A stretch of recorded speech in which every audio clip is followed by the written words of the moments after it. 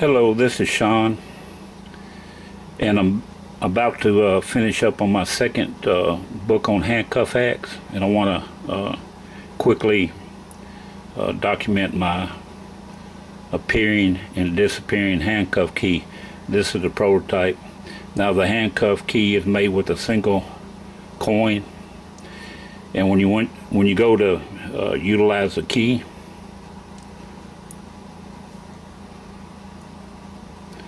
and when you want to conceal the key, make it disappear, simply let go.